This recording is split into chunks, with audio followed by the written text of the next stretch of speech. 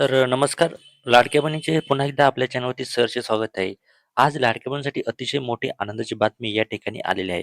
कारण की ज्या लाडक्या बहिणींना फेब्रुवारी, मार्च आणि एप्रिल या 3 महिन्याचे पैसे भेटले नसेल, त्या लाडक्या बहिणीसाठी मोठी आनंदाची बातमी या ठिकाणी असणार आहे.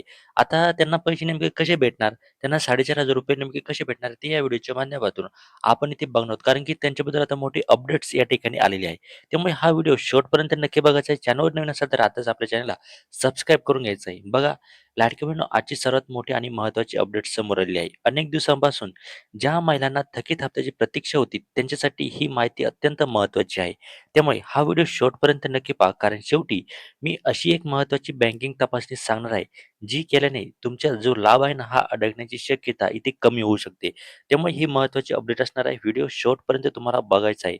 बघा, सर्वात आधी एक गोष्ट जाणून घ्या. आज कोणकोणत्या लाभार्थ्यांना पैसे मिळू शकतात?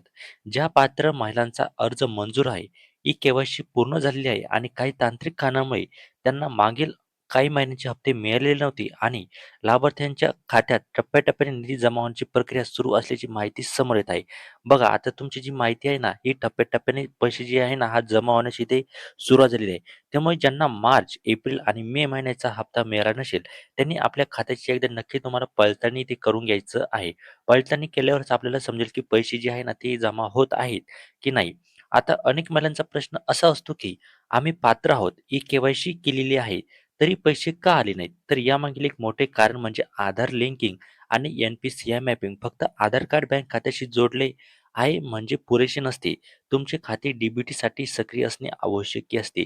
जर एन-पी-सी-आय मॅपिंग पूर्ण असेल तर शासनाकडून पाठवलेला निधी तुमच्या खात्यात जमा होण्यास इथे अडचण येऊ शकते. बघा, इथे खूप साऱ्या आपल्या लाडक्या बहिणी इथे प्रश्न विचारत आहे की सर, मै मे महिन्याचे पैसे इथे खात्यात जमा होण्याची इथे सुरुवात झालेली आहे, परंतु मला एकही रुपया इथे आलेला नाहीये. तर त्याचं सगळ्यात मोठं कारण हेच असू शकतं की तुमची एन-पी-सी-आय मॅपिंग पूर्ण नसेल किंवा तुमचे बँक खाते हे ॲक्टिव्ह नसेल. ते एकदा तुम्हाला इथे चेक करून घ्यायचं आहे.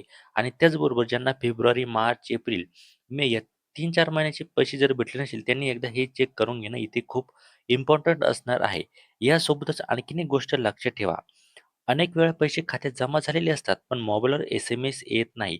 त्यामुळे फक्त मेसेजची वाट पाहू नका. शक्य असल्यास पासबुक अपडेट करून किंवा मिनी स्टेटमेंट काढून पैसे खात्यात जमा झाले आहेत की नाही, ते एकदा तुम्हाला काय करायचं आहे, चेक करून घ्यायचं आहे.